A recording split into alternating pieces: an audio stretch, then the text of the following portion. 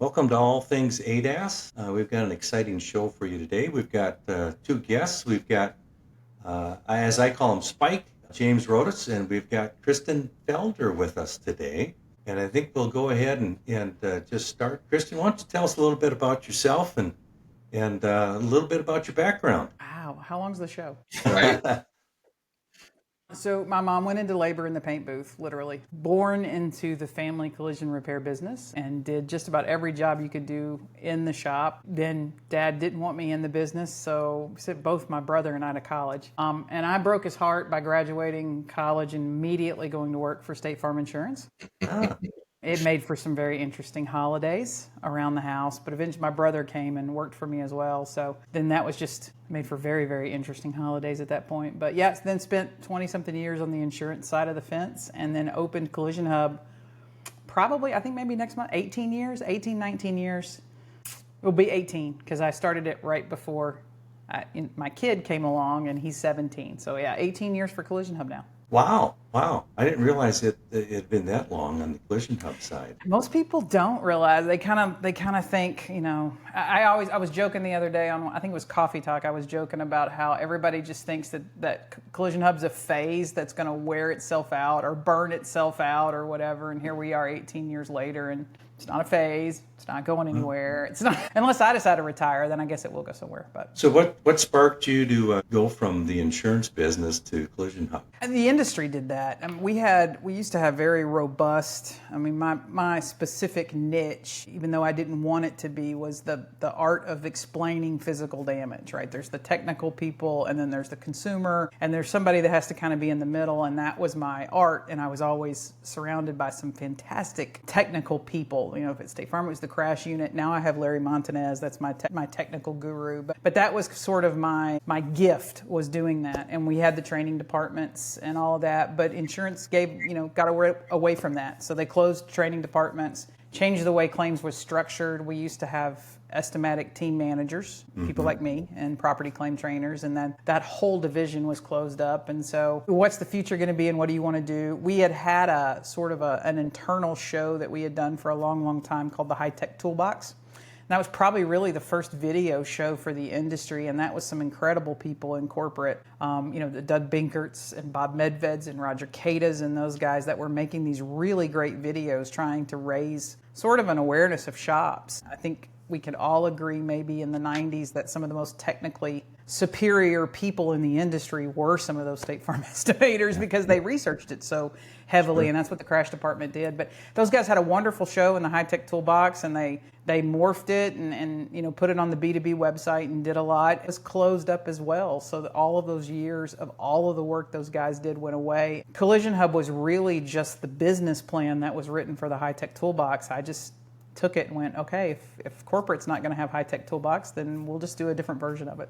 So you took what you thought was the fun part and made it yourself. It was the fun part, but I also felt like it was the right thing to do because there was so much that those guys were showing the industry and showing shops. And back then, if you go back, that whole training department in the crash unit was actually developing repair procedures. They were working with the OEs. You would go into corporate and go into the basement, and they were coming up with the repair procedures for the new Corvettes. There were cars that were in the research center that were 2 or 3 years before they were going to be released and sold to the public. And so those guys were extremely intelligent, extremely trained, extremely talented, and they were putting together content and trying to just raise the bar around the country. They wanted repairs to get better. They wanted to pay shops more. We were doing training where the DRP shops could come to corporate and they would teach them how to write estimates, and it was always how to teach them to write more, not less. Mm-hmm.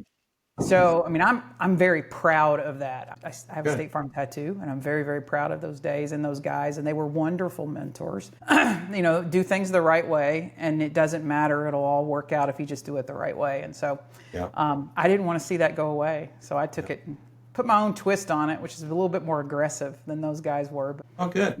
Jerry Good. Springer was on the air for a long time for a reason. Yeah. So there is that.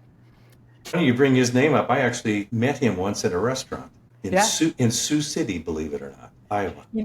I think people forget what a real journalist he was and Yeah. what his real background is. He made a show that got an audience, and that's Yep. people slow down and look at the train wreck for a reason. Yeah. So, Jerry, I have to ask, did you find out from Springer who was the real father? No, that's Maury. Was that Maury? Yeah. That's the Maury show.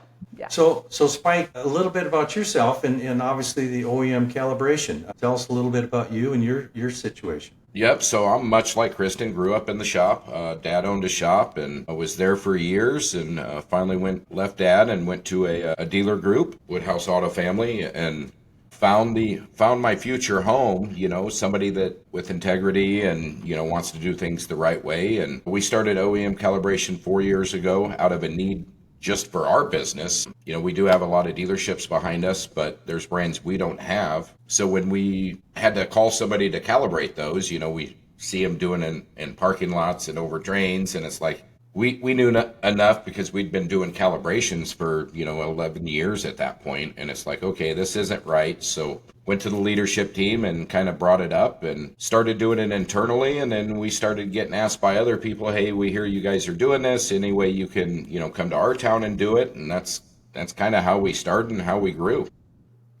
And in the process of that, how do you two intertwine your two businesses? I still use. I've known Kristen. I think knowing that you started about the time that Evan was born. Known you 13, 14 years probably. And Okay. Kristen was kind of the first person that turned me on to education. She was doing it with a group of guys, and they did like monthly shows, right, Kristen? And when we found out, it didn't cost, they did it all for free. I mean, you could join it and all the education was free. We started sending them steaks for their production nights just so they could grill out, and just as a small thank you from us, because the amount of education we were getting, it elevated our body shop business very quickly because we didn't know what we didn't know. And Kristen and her group of people knew it and were getting us the education. I'm still amazed because I think I'm somebody who's pretty up on the industry, and she catches stuff so fast. She does her coffee talks and things like that. She has her own podcast, and I love watching them because you learn things quicker than most people, and which allows you to adapt and elevate your team. Well, Spike, you've obviously OEM calibration. I know what that is. You calibrate vehicles, but I am curious on Collision Hub. Is Collision Hub a consulting company? I was looking at your website, and you've got a whole list of things, and so I was just trying to figure out how would you classify your business? Yeah, that's the $1 million question. Is everybody wants to know where the revenue comes from, right? Because I think there's a lot of people that they could figure out how to cut the revenue off. No, we do a ton of different things. Collision Hub, what people see online, whether it's the podcast or the website or whatever, is I always tell people that's just kind of my hobby. Right, that's the public-facing hobby. We make videos, do whether it's the world fairs or it's the free stuff. There's 1,200 free training videos on YouTube or whatever. And then there's the business side of what we do. And there's consulting at various levels, whether that's body shops and training.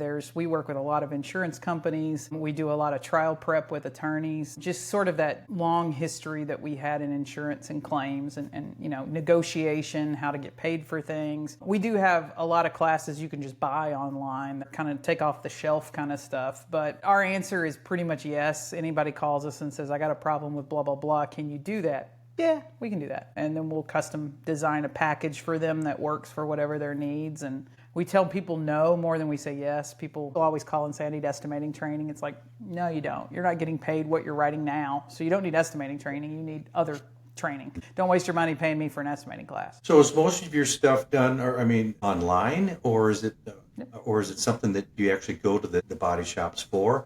I noticed on your website you have everything from tape to consulting to packages and videos. It's kind of everything under one roof. Yeah, so like I said, it just really turns out what the person needs. I'm going to be traveling to Florida here in I'm going to go to North Carolina next week, and then I'm going to go to Florida, but those would be on-sites, privates, for a lot of collision repair groups or dealership groups, whether that's the MSOs or whatever. Their training sessions are private for a lot of reasons. They only want one voice in the room and no competitors or whatever. So some of that stuff's done live. Audits are done live. We'll go in and spend 3 or 4 days with a shop watching them work.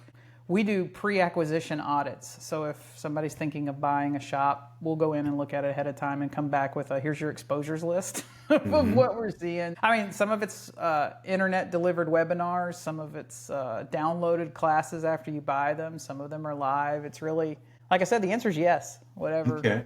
We'll find a solution. So if I'm doing business with Collision Hub, who am I buying? Is it you, or is there a team of people? There's different people for different needs. Okay. I think the greatest skill for Collision Hub, which was the greatest skill for my career when I was in insurance, was you can't know everything. Right. It's impossible. So you have to find the experts in each individual field, surround yourself with them, and then use them accordingly. If you come to us with a financial issue, we're going to connect you with Rachel James, and she's probably the industry's best finance person. If you have an accounting issue like your QuickBooks, well, I'm going to send you to Tony Passwater. Or, it depends. If it's an insurance, like how to negotiate, how to get, well, that's probably me that's going to show up at your shop. If it's technical, are your technicians doing the right thing? Are you repairing vehicles properly? Well, that's Larry, or Mark Olson, depending on how sensitive you are. I guess we'll say that, right? Or how sensitive your technicians are, or whatever. But that's really when people go, how have you stuck around for 18 years? Most of it is the under the iceberg stuff we're doing that nobody knows we do. But most of it is that we don't try to do it all. We try to find you what you need, and then afterwards you'll come back and buy something from me later. Gotcha. I'm going to ask a question that Spike doesn't know he's got. So Spike being in the OEM calibration side of it, obviously he's going into shops. And so the $1 million question is, a shop has Spike and his company come in and do a calibration for them. And so if there's a failure at some point, who's liable for that repair? Is it OEM calibration or the body shop? Both. I mean, primary liability files with the person that hired the sublet provider. So in this case, the body shop is primary, but then that's pass-through liability. Right. So that's why he has his own, E&Os and his own policies for whatever. If we can prove he didn't do the job right, then that's trickle down. Trickle down economics is also trickle down court proceedings as well. So both of them are going to get named. Right. It just depends on when it comes out in the discovery. So usually the first part of it is sue the shop, and then in discovery, when we figure out who all the sublet providers are, you name those as well. If you go back and you look at John Eagle, everybody under the sun got named, from them to Honda to whatever, and then you kind of sue them all. It's kind of like the Marines, sue them all and let God sort it out. Yeah. That's really what happens. Well, nowadays that's kind of the way it works. It's just you shotgun it and then see which ones hit. Yeah, so to and speak. some of it is the providers are. I mean, shops. The hardest thing is hiring a sublet provider, because you've already admitted you don't know it, so you're not doing it yourself. You're subletting that out to somebody, which means you somehow have to kind of blindly trust the person you've hired. Now, there's some things you can do to make sure that you're hiring a sublet provider that is decent. Right. But at the end of the day, the shop's sort of like, I trusted these people, and that can have positives or negatives in a lot of cases. What's that old saying? Trust but verify. Trust but verify, yeah. Larry takes a lot of flack on it. He'll send a car to the dealership. He sends everything to the dealership. But when it comes back from the dealership, he scans it again just to make sure the dealership did the right thing. That's the whole verification process. I'm responsible for that car before I put it back into the care, custody, and control of the customer. Mm-hmm. Do some diligence before you do that. We tell a lot of shops, if you're sending it, wherever you're sending it, we don't even care if it's us. Send it with low tire pressure, at least on one tire. When it comes back, check it again. Yeah. If they didn't do step one, I wouldn't trust the rest of it. Yeah, it feels like 2020 and those hidden camera investigations. Yep. Well, now I know, Spike, you're working on some systems that are going to help your business and other body shops as well, as far as scrubbing and trying to pull information as far as what requirements are needed to be on a vehicle. If an insurance company, this is a question for either of you, but if an insurance company is requiring a body shop to scrub a vehicle or do a certain procedure, and it ends up being inaccurate from the scrubbing system, who ends up being responsible for something like that? It's the same thing as, I can write an estimate and it can be inaccurate as well. We can give you tools. How you use the tools are where they're at. What I want shops to know, I'm sort of, it's a touchy subject. I'm a little angry that shops are angry that they have a scrubbing tool that's been mandated to them. The reason that mandate sort of happened is not a positive thing. When CCC kept doing the surveys, only like 20% of the cars were even getting scanned that needed to be scanned. And so you had insurers with DRP. DRP, as much as I guess two hats here. I don't like it. I managed it for years. I don't like it. There's nothing positive that comes from a DRP program except for the insurer. For the insurer, that's how claims are handled. If I didn't have a way to push 50% or so of claims through an alternative source, I couldn't have enough people hired. It's not like insurance would be $1,000 a day basically at that point when you thought of a staffing model to have that. So the insurers need so they're looking at it from a legal perspective and going, if 20%, I mean, that means 80% of our cars aren't done right. So they had to come up with a rules system for multiple different reasons to try to get better repairs so they wouldn't get sued. Mm-hmm.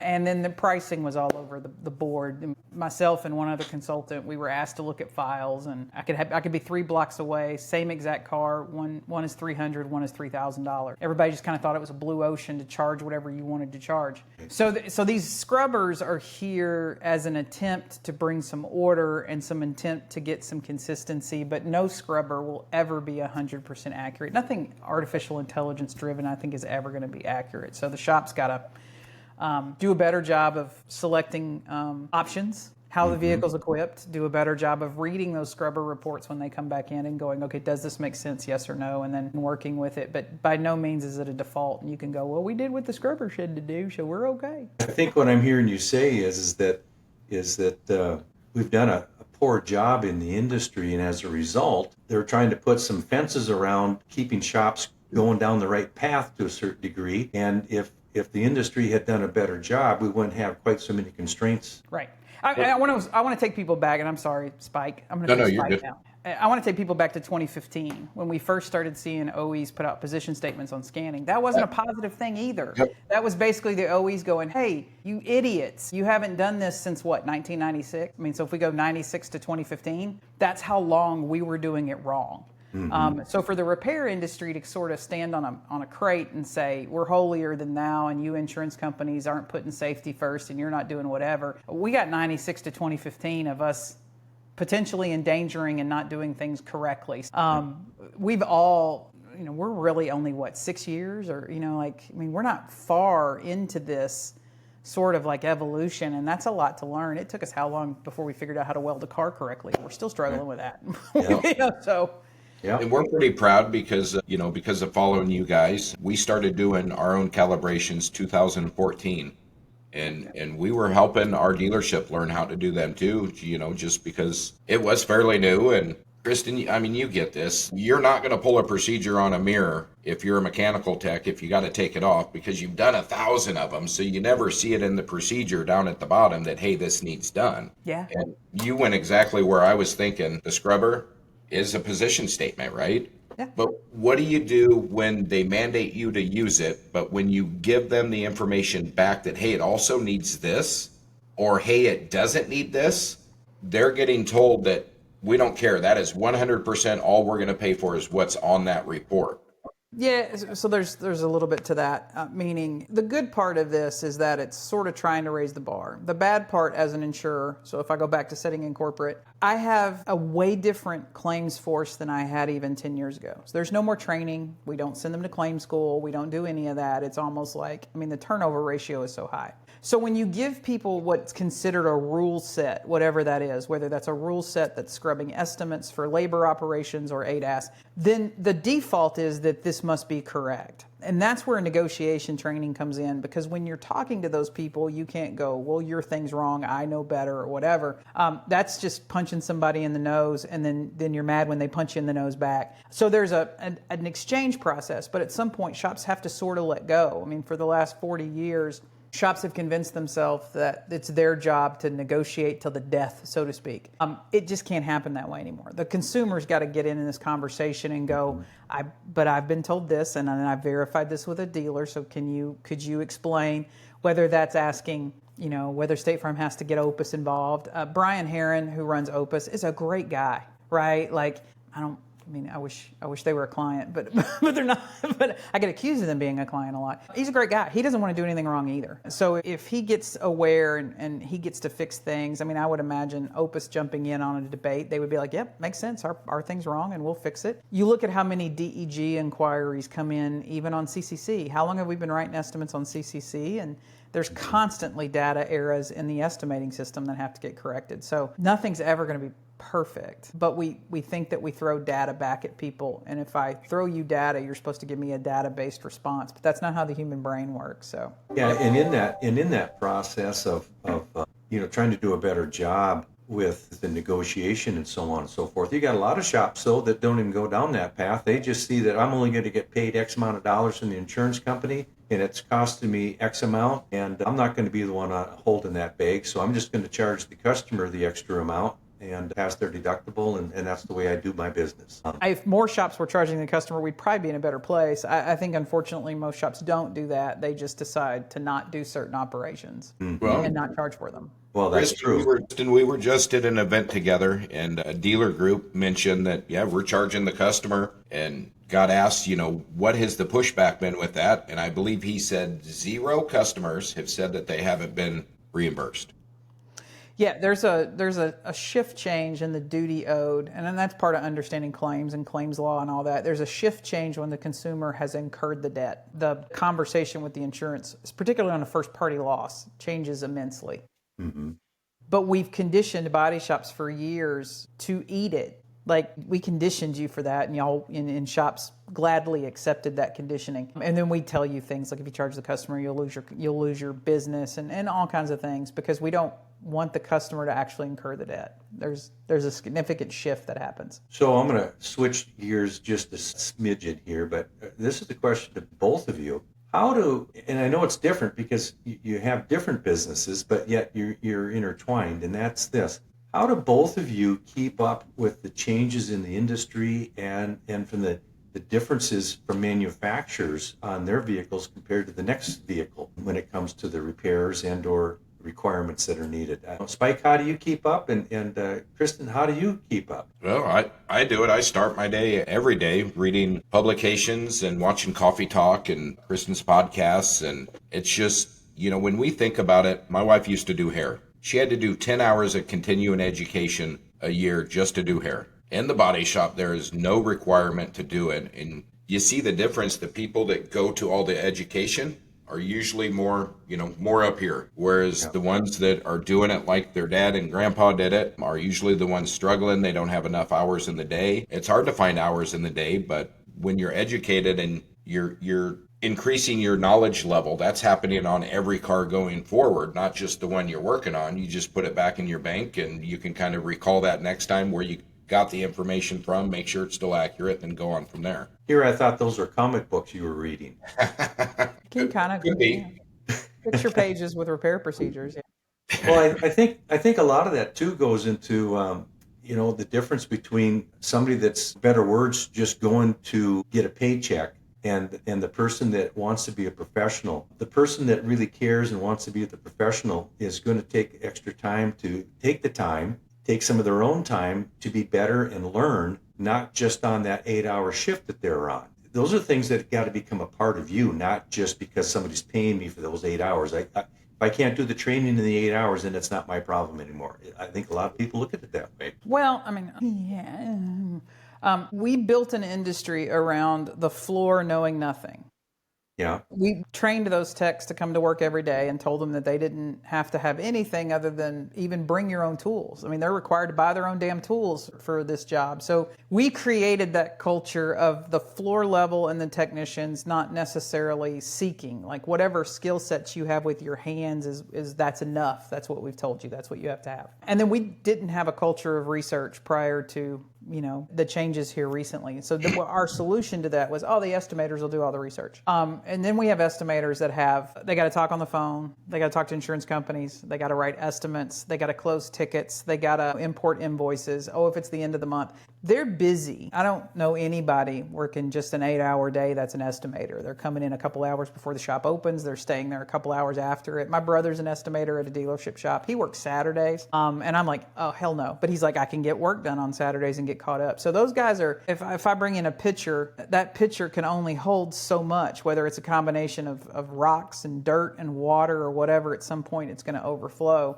And we have so many job duties that we've just thrown at one group of people in the shop, and they're overwhelmed. It's not realistic to ask an estimator to do the OE research. It is realistic to ask it to be in 2 phases or whatever, but until we re-envision job duties and how a car is processed through a shop, it's not going to get better. We can't keep the same. I mean, literally, I can walk in any shop in the country. It looks exactly the same as it has since the 1970s. The only real change is we have computerized estimating and parts ordering now.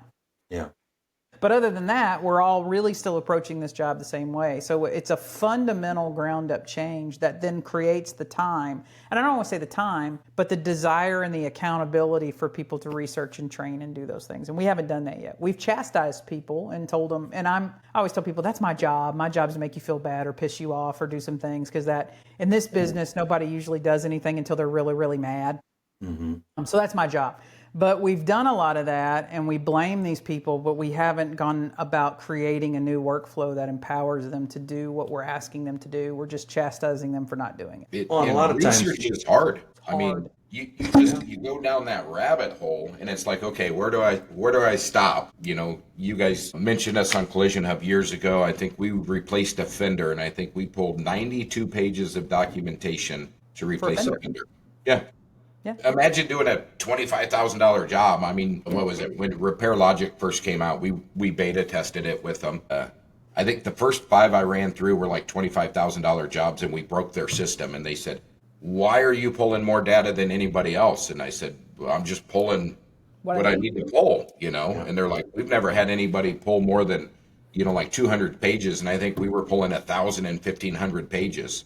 And again, I know we still miss stuff. We at least got the meat and potatoes, but we probably missed the green beans. It's probably 5 years ago we wrote a test estimate for Honda, because Honda, well, of course, the Honda person at the time accused me of faking an estimate, inflating it and whatever. I'm like, okay, here you go.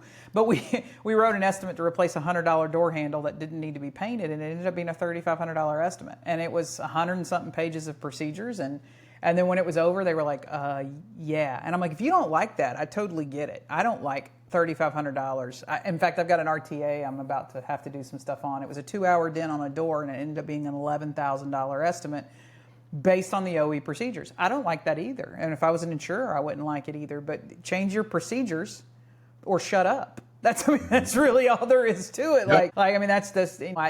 You end up having to do so much these days. But by the time we did all the research and went into all the different categories, jumping back from the mechanical manual to the body manual, because half the stuff that was needed for the door resets wasn't in the body manual, it was in the mechanical. I mean, all of those things, that's a specialized talent. We have the benefit of, Jason recently left and he started his own business, but I had a Jason that could spend all day researching something, or I have a Larry that could spend all day. Body shops don't have that, I don't want to say luxury of doing that. And I think most every body shop will end up having to outsource estimating just because of the research required, not necessarily some exacting talent of estimating, although that is a real talent that is declining in our industry. But the process of getting all of that sort of gathered and knowing what needs to be on the sheet, they just don't have time for. Well, go ahead. I've used the Crytek version, and I've used Larry before, and it's mind-boggling. We've used, I think it was Larry on a frame swap, and it was $7,000 more with Larry without the price of the frame in there. Yeah. So, now we learn and we educate. Once we do that, right, we can review and see what he was getting that we were missing, and just kind of sit down and dissect it. So now the next time you go do a frame, you kind of pull that up and, okay, let me think about some stuff here. Well, and you think about, just in the last, 15 years, you'd send a car back to the shop, and the technician saw the dent, and he went after fixing the dent, pulling it out, doing whatever he had to do to fix the dent. And, back then, of course, the estimating was looked at as, well, a dent that size is going to cost X amount of dollars. That was just the way it works.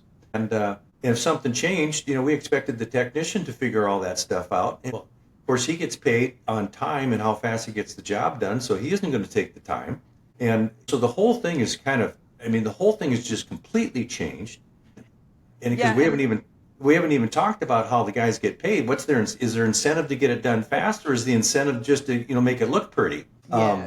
The other thing that we discovered, so during COVID, we had time on our hands. The reading comprehension level, which I really think I really want people to drive home. The reading comprehension level of our industry, not just our technicians, is fourth grade. Now the reading comprehension across the country is dropping because everybody's hey Siri, tell me whatever. I mean, like we're not thinking critically, we're not digesting information. But if we have a fourth grade reading comprehension level and we're handing them engineering style technical documents, whether that's my estimators, my technicians, or whatever, even if they got the information, can they interpret it and apply it? We started a weld coaching business a couple of years ago, and it got approved by General Motors and Stellantis for their certifications requirement. And when we started the weld coaching, we start with explain to me pick a procedure. You're going to replace a quarter, you're going to replace a rocker, you're going to do whatever. And then read them, go find the procedures one, and then read them and then interpret them back to me. And how many technicians that called themselves ATECs, 20 years in the business, couldn't do that. They couldn't go read those procedures and then interpret it back to us on what was going to be required to make those welds, to put that on the car. And so that's a problem we have. So you can give me, I love Repair Logic. I think it's great, but it's not going to help me in the body shop. Great, you just gave me a folder.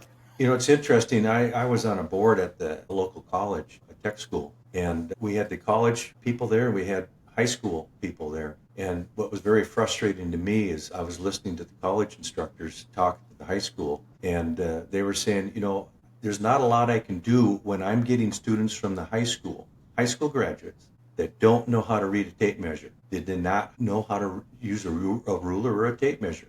Now, I know a lot of people out there in the world don't believe that that's even possible, but that's reality, and that's what we're working with. And then you talk about, reading comprehension.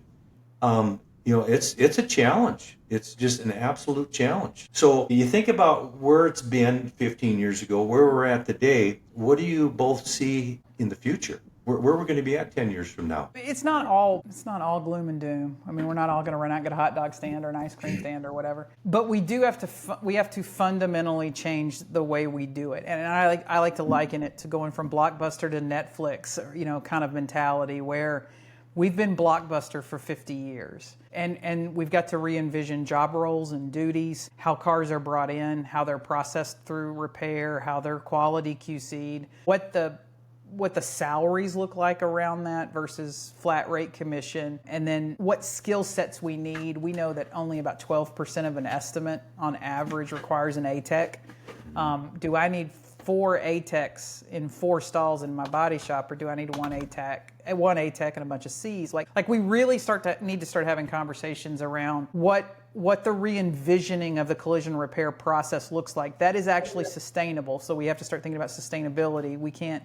When I survey kids, they don't want to do this. It's not like they don't think we're a viable industry or that there's not career opportunities or whatever. They just don't want to do it, and I don't blame them, right? Yeah. I mean, I grew up in it, and I didn't want to do it either, so I went to the insurance side of it. So we're going to have to figure out how we continue to get cars repaired with turnover. So I keep telling shops this turnover. When I went to work for State Farm, it took me 2 months to get hired. I had to have an FBI background check because everybody that went to work there worked there for 20 to 30 years. They got a retirement.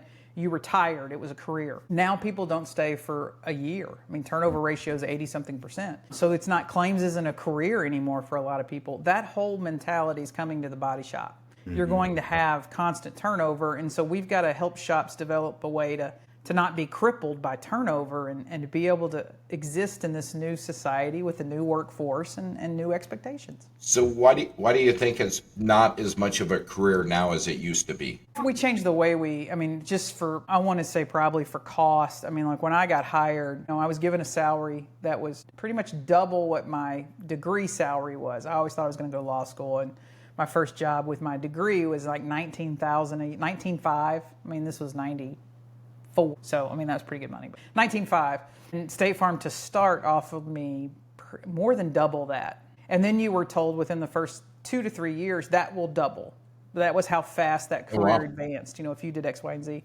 I don't think that was sustainable for economy. We looked at what the budget line was for all of that back when I first started. There's no way. And so you don't have $100,000 claims adjusters anymore. These kids are making 40 grand and they're in a call center. They're not, I mean, so it just, that changed because economy and scale changed as well. And so everything that faced the insurance industry is now going to face, it's coming to the body shops, and the body shops are sort of fighting it instead of going, I'll give, as much as I hated it because it meant my entire department was let go, right? There's no ETMs anymore. There's nobody in the training department. There's no estimating school. We were done away with, right? That sucked. That hurt my feelings. But that was them preparing for what was going to be happening, you know, for 2005 going forward. And they tried to position themselves to be as financially stable to still handle claims, collect premium, blah, blah, blah. And our collision industry hasn't done that. We're still trying to do everything the same way as we did in 1970 and staff shops the same way and pay people the same way and do all those things. We have to be flexible, and it's amazing in the car industry. It's people in general. You know, once they get used to something, nobody wants to change. You just want to stay doing what you're doing because you're comfortable. And you know, we need to learn how to be very, very flexible and not get stuck in any particular direction, and stay very active in paying attention to the changes and the challenges coming at us. Well, I think it's hard too. The older you get more stuck in your ways. Look at all the technology we have to help the front office now. We got Crytek, we got Eagle MMS, we got things that can help the front office, and you bring them to a manager or, you know, whoever. And I don't need that. You know, you have the old school way that somebody would hand match an estimate, but now you have Crytek that you could have it done in a matter of 5 minutes. Mm-hmm. If you get decent at it. Now you just freed up, you know, an hour, hour and a half, 2 hours maybe on a large claim. You just have to absorb all that and be willing to change it, you know, give it a go. Let's try it. Capacity. So some managers I talk to, I could come in and offer them $5,000 cash and they're going to say no because they feel like they just don't have the capacity to think of one more thing. Mm-hmm. There's a lot of entities in our industry that could spend the time figuring out what new job roles, what new workflows, what that's going to look like. But we're symptom people. Like a shop will tell you that they have a problem. Parts ordering have a problem. You have a problem with training. Mm-hmm. But to do that, somebody goes and invents a new piece of software, and then suddenly we have a new piece of software. We have so many things in this industry we didn't need that were symptoms. Instead of people fixing the problem, they listened to a body shop complain about a symptom, and they went, we can design that. Well, and then I think a lot of that's caused more confusion and more delays. Well, and it creates a lot of changes that may not have fixed anything. Yeah.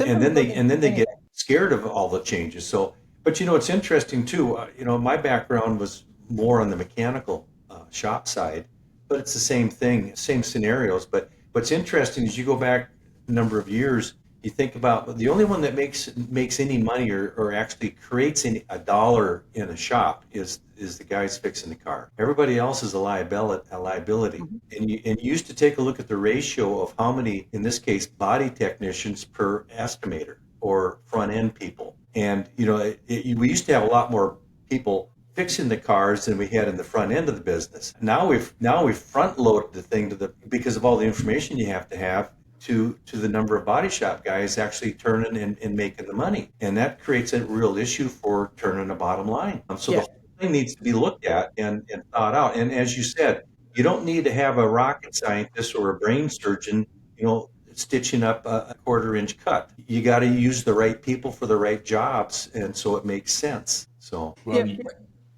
you don't need that $80,000, $125,000 estimator to be making phone calls maybe for customer updates, or, you know, there's same thing, different buckets, right? Use the people for the correct things and let them focus on that. Because I know I'm horrible about this. If I'm in the middle of something, I get a phone call. It takes me a few minutes, especially as I get older, to get back to what I was doing. Okay, what was I doing again? What's my priority level on this? So I think you're right. Let's put the right asses in the right seats. Yeah, there's a whole series. I mean, time management training, teaching people not to get interrupted with different things when you're on a task. I mean, there's a whole lot of stuff that has to go through it. But we're really at this critical juncture of, I mean, the industry is, we've got closures, probably more closures happening than most people are really, really aware of. And so I see more technicians posting that they're unemployed and looking for a job. So everybody's like, oh, we have a technician shortage. We do not have a technician shortage. But we do have we've really critically got to get shops reorganized, or more of them are going to close. I can't pay 3 estimators over 100 grand a year, and I can't pay 2 technicians over. There's just not enough profit in the estimate for that to be sustainable. Yeah. And then I can't have one person quit me and it half shuts down the shop. So being able to be sustainable, being able to not be critically injured with the loss of one person or whatever, that's where collision shops have to get. The days of somebody coming to working for you and working 10, 12 years, over. When we survey the millennials, love them, they're hard workers. When you talk their way like that, I've had to struggle with that because I hire, video production people, and I'm used to body shop mentality and cussing people out and then going, hey, let's go to lunch. That doesn't work well with these people. When you give them the right task and the right ways, they do fantastic. But about every 2 years, they just want to do something new. It's not that you're a bad employee. I'm not leaving you because you have bad culture or you're a bad boss or whatever. It's just, hey, I want to go do something new. We're going to get more of that. And we're not right now prepared to handle that. And we don't have shops thinking about those turnovers. And even in technical fields, whether that's calibrations, whether that's my painter or whatever, are you prepared for the turnover? Right. So. Yeah, it used to be years ago, nationwide, at least in the United States, it was a person changed careers or jobs 7 times in their lifetime. And I don't know, 5, 6 years ago, that number was past 12. And that was pre-COVID. I don't know what it is anymore, but you think about that. That's pretty scary. How often people will switch jobs and for what reasons. And a lot of times I see people switching jobs because of 50 cents an hour. It's like, really? Yeah, when we interview those kids, I've spent a lot of time during COVID interviewing kids that were in our industry that had left. I wanted to know the kids that went to tech school and then never entered the industry. Why? I just spent a lot of time talking to them. It wasn't anything bad. They were like, I had a great time.